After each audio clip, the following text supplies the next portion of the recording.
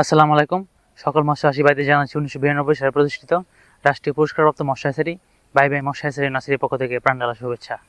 প্রিয় দর্শক, আশা করি আপনারা সকলে ভালো আছেন। আপনাদের দয়ায় আমরা ভালো রয়েছি। প্রিয় দর্শক, আমরা আজকে ভিডিওতে আলোচনা করব বাংলাদেশের রাজকীয় মাছ বলা হয় যে কয়টি মাছকে, এর মধ্যে অন্যতম একটি মাছ সেটা হচ্ছে চিতল মাছ সম্পর্কে, যার বাংলাদেশে বাজারে ব্যাপক চাহিদা রয়েছে। তাই আমরা সেই মাছ সম্পর্কে আজকে ভিডিওতে আলোচনা করব। ভিডিওটি খুবই গুরুত্বপূর্ণ হতে যাচ্ছে। এই ভিডিওতে আমরা দুইটি বিষয় নিয়ে আলোচনা করব। একটি হচ্ছে আপনি কীভাবে বিনা খরচে আপনি চিতল মাছ উৎপাদন করবেন, আরেকটি হচ্ছে খরচ করে কীভাবে উৎপাদন করবেন। দুটি বিষয় নিয়ে আমি গুরুত্বপূর্ণ আলোচনা করব। তাই সম্পূর্ণ ভিডিওটি দেখার জন্য বিশেষভাবে অনুরোধ করা হলো। আর যারা এখন আমার চ্যানেলটি সাবস্ক্রাইব করেনি তারা আমার চ্যানেলটি সাবস্ক্রাইব করে পাশে থাকা বেল আইকনটি বাজিয়ে দেবেন। প্রিয় দর্শক, দেরি না করে আমরা আলোচনায় প্রবেশ করি। আমরা প্রথমে আলোচনা করি আসলে চিতল মাছ আপনি কেন চাষ করবেন। দেখেন, বাংলাদেশে বাজার বিশ্লেষণ করে দেখা যায় যে বাংলাদেশে সবচেয়ে দামে যে মাছগুলো বিক্রি হয়ে থাকে তার মধ্যে চিতল মাছ অন্যতম। চিতল মাছে কিন্তু বাজারে ব্যাপক চাহিদা রয়েছে, কারণ যেহেতু চিতল মাছের উৎপাদন স্বাভাবিকভাবে রুই বা কার্প মাছ বা ক্যাটফিশ বা তেলাপিয়া মাছের মতো নয়, এগুলো কালে বর্তে দেখা যায়। যার ফলে এই মাছটির চাহিদা ব্যাপক হারে রয়েছে। এই জন্য আপনি চিতল মাছ চাষ করতে পারেন এবং অল্প খরচে আপনি চিতল মাছ চাষ করতে পারেন। এবং এই মাছে খুবই দ্রুত বর্ধনশীল। আপনি যদি সঠিক নিয়মে চাষ করতে পারেন তাহলে প্রতি বছরে প্রত্যেকটি মাছের ওজন 2.5 থেকে 3 কেজি বা তারও বেশি হয়ে থাকে। তাছাড়া হচ্ছে গিয়ে এই মাছটি খুবই রোগ প্রতিরোধ ক্ষমতা সম্পন্ন। আর এছাড়া সবচেয়ে বড় কারণ যে হচ্ছে যে আমরা আসলে নর্মাল যদি মাছ চাষ করতে চাই সেক্ষেত্রে কিন্তু আমাদের প্রতিদিন মাছকে খাদ্য দেওয়া লাগে। চিতল মাছকে কিন্তু যদি আপনি একক এবং মিশ্র চাষ করতে চান সেক্ষেত্রে কিন্তু প্রত্যেকদিন খাদ্য দেওয়ার কোনো দেওয়ার দরকার নেই। সেটা আপনি 10 দিন পরে যদি একক চাষ করেন, যদিও বাংলাদেশে একক চাষে খুব একটা এখনো চাহিদা বৃদ্ধি হয়নি বা খুব একটা সাফল্য আমরা এখন দেখিনি। যদি একক চাষ করেন সেক্ষেত্রে কিন্তু আপনাকে প্রত্যেক দিন খাবার দিতে হবে, ব্যাপারটা এমন নয়। আপনি চাইলে সেখানে 7 দিন বা 5 দিন 10 দিন পর খাবার দিতে পারেন, তবে আপনার পুকুরে খাদ্য মজুদ থাকতে হবে। কৃষক এইসব কারণে আপনি চিতল মাছ চাষ করতে পারেন। এখন আমরা আশা করি আলোচনা করবো আপনারা কিভাবে চিতল মাছ চাষ করবেন। আমি প্রথমে আলোচনা করবো যে আপনারা যদি শুধু চিতল মাছ চাষ করতে চান সেক্ষেত্রে কীভাবে আলোচনা করবেন। দেখেন, চিতল মাছ আসলে বাংলাদেশের প্রেক্ষাপটে এখনও একক চাষে খুব একটা সফলতা পাইছে বা এরকম কোনো রেকর্ড আমাদের হাতে নেই, বা আমাদের মৎস্যচাষী ভাইরা এখনও ওইভাবে একক চাষ করে নাই। হ্যাঁ, কিন্তু আপনাকে যে পুকুর প্রস্তুতি যে ব্যাপারটি, মাছ চাষ করার ক্ষেত্রে যে পুকুর প্রস্তুতি করতে হবে সেটা কিন্তু খুব সুন্দরভাবে পুকুর প্রস্তুতি করতে হবে। প্রিয় দর্শক, আপনারা কিন্তু পিছনে আমার ভিডিও ব্যাকগ্রাউন্ডে দেখতে পাচ্ছেন যে আমাদের পুকুর প্রস্তুতির কাজ চলছে। আপনারা এভাবে পুকুর প্রস্তুতি করবেন। পুকুর প্রস্তুতির পূর্বে আপনাকে পাড় শক্ত করে বাঁধাই করতে হবে, যাতে হচ্ছে চিতল মাছ কিন্তু স্রোতের বিপরীতে খুবই দ্রুত গতিতে চলে। সেদিকে আপনাকে অবশ্যই লক্ষ্য রাখতে হবে যেন পাড় ভেঙে না যায়, তাহলে কিন্তু আপনার পুকুরে চিতল মাছ অন্য পুকুরে চলে যেতে পারে। যদি একক চাষ করতে চান চিতল মাছ, সেক্ষেত্রে আপনাকে 2টি পুকুরের ব্যবস্থা রাখতে হবে, কারণ চিতল মাছ যেহেতু সম্পূর্ণ খাদ্য অভ্যস্ত নয়, তাকে লাইভ ফিড খাদ্য দিতে হবে।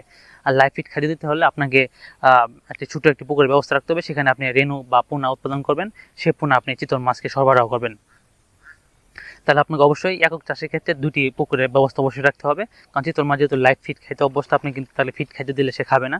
তাকে লাইভ ফিডের জন্য যেমন বিভিন্ন কার্প মাছের পোনা বা যে কোনো মাছের পোনা সে খুব সহজে খেতে পারে, তার জন্য আপনাকে ছোটো একটি পুকুরে পোনা উৎপাদন করতে হবে।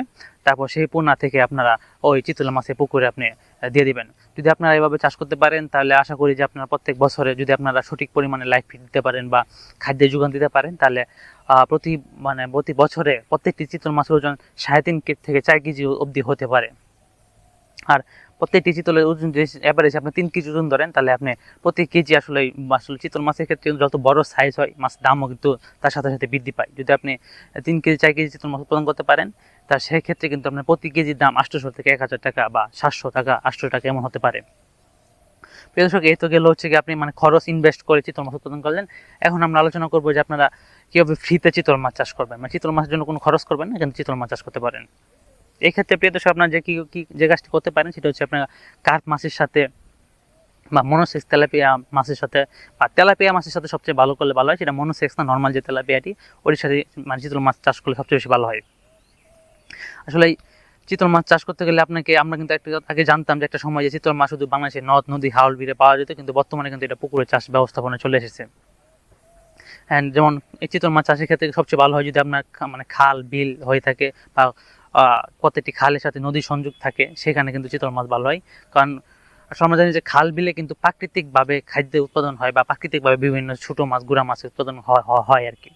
যদি সেখানে আপনি চিতল মাছ চাষ করতে পারেন সেক্ষেত্রে কিন্তু আপনার আলাদাভাবে কোনো খাদ্য দেওয়ার দরকার নেই। আপনি হচ্ছে গিয়ে সেই খাবারের মাধ্যমে আপনি চিতল মাছ চাষ করতে পারেন।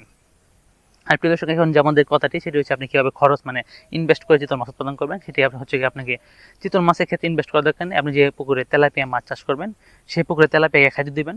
তেলাপিয়া আমরা জানি যে তেলাপিয়া মোটামুটি 3 মাস 3.5 মাসে 4 মাস হলেই মাছটি বাচ্চা দেওয়া দেয়, ডিম দেওয়া দেয়। ডিম থেকে বাচ্চা উৎপাদন সংগ্রহ করতে হয় বা আমরা সংগ্রহ করে থাকি।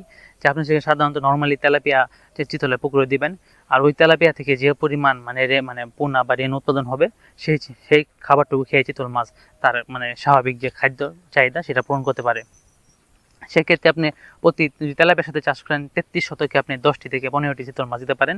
আর একক চাষের ক্ষেত্রে প্রতি শতকে আপনি 5টি থেকে 6টি, বা এটি আপনি পুকুরের উপর নির্ভরশীল করে। তাছাড়া হচ্ছে কি আপনি কি পরিমাণ খাদ্য মজুত রাখতে পারছেন, তার জন্য কি পরিমাণ খাদ্য যোগান দিতে পারবেন, এগুলোর উপরে আসলে চিতল মাছের চাহিদাটা বা আপনার যে পরিমাণটা সেটা মানে কম বেশি হয়ে থাকে। দর্শক, আশা করি আপনারা এভাবে চাষ করলে চিতল মাছে সহজে লাভবান হবেন। তবে চিতল মাছের চাষের ক্ষেত্রে আপনাকে গুণগত মানসম্পন্ন পোনা সংগ্রহ করতে হবে।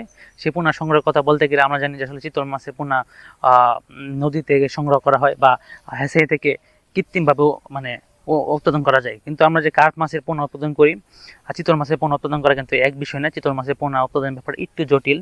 যেমন আমরা কার্প মাছে যে আমরা আজকে হরমোন প্রয়োগের মাধ্যমে মানে হরমোন প্রয়োগ করলাম, আমরা সকালে বা 18 ঘন্টা পর বা 16-17 ঘন্টা পর আমরা রেণু সংগ্রহ করি বা ডিম সংগ্রহ করি।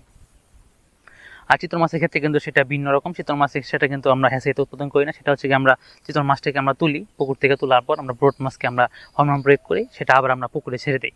আমরা যে পুকুরে চিতল মাছ ছেড়ে দিই বা ডিম উৎপাদনের জন্য পুকুরটা আমরা নির্বাচন করি, সেই পুকুরে আমরা বিভিন্ন জায়গায় মানে গর্ত করে দিই, হালকা ছোটো ছোটো গর্ত থাকে এবং গর্তের মধ্যে আমরা খাঁচা বা সেখানে সিমেন্টের তৈরি বিভিন্ন কনক্রিট আমরা ওখানে রেখে দিই।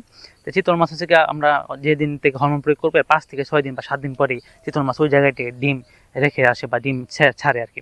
তখন আমরা ওই খাঁচা থেকে আমরা ডিমগুলো সংগ্রহ করে হ্যাচিং রুম থেকে ডিম উৎপাদন মানে ডিম থেকে পোনা উৎপাদন করে রেণু উৎপাদন করে সেগুলো আমরা আপনাদের কাছে বিক্রি করি, বা অনেক ক্ষেত্রে আমরা নিজেরা হচ্ছে আমাদের বিভিন্ন নদী থেকে আমরা চিতল মাছ কালেক্ট করে থাকি। দর্শক, তাই আপনাকে চিতল মাছ চাষ করতে হলে আপনাকে অবশ্যই গুণগত মানসম্পন্ন পোনা সংগ্রহ করতে হবে। আর গুণগত মানসম্পন্ন পোনা সংগ্রহের জন্য আমরা বাই মৎস্য হ্যাচারি নার্সারি পরিবার রয়েছে আপনার পাশে। আপনার চাইলে যে কোনো সাইজের চিতল মাছের পোনা আমাদের কাছে সংগ্রহ করতে পারেন। চাষের ক্ষেত্রে আমি বলবো সবসময় 3 থেকে 4 ইঞ্চি বা এর থেকে একটু বড় সাইজের পোনা আপনাকে দেওয়ার জন্য, কারণ ছোটো মাছের থেকে বড় মাছের পোনাটা আপনার সবচেয়ে বেশি কার্যকরী ভূমিকা পালন করে। আমরা নর্মালি আমাদের কাছে 3 থেকে 5 ইঞ্চি 7 ইঞ্চি 8 ইঞ্চি সাইজের যে কোনো সাইজের চিতল মাছের পোনা পেয়ে যাবেন খুবই সুলভ মূল্যে। তাই প্রিয় দর্শক, ভিডিওতে আর দীর্ঘায়িত করলাম না। গুণগত মানসম্পন্ন পোনা এবং যে কোনো মাছ চাষে যে কোনো তথ্য পরামর্শ চাইতে আমাদের স্ক্রিনে দেওয়া নাম্বারে সরাসরি ফোন দিবেন। আমরা 24 ঘন্টায় আমাদের হটলাইন নাম্বার চালু রয়েছে। আর আমাদের পরবর্তী ভিডিও আসার পর্যন্ত সকালে ভালো থাকেন, সুস্থ থাকেন। এখানে বিদায় নিচ্ছি। আসসালামু আলাইকুম।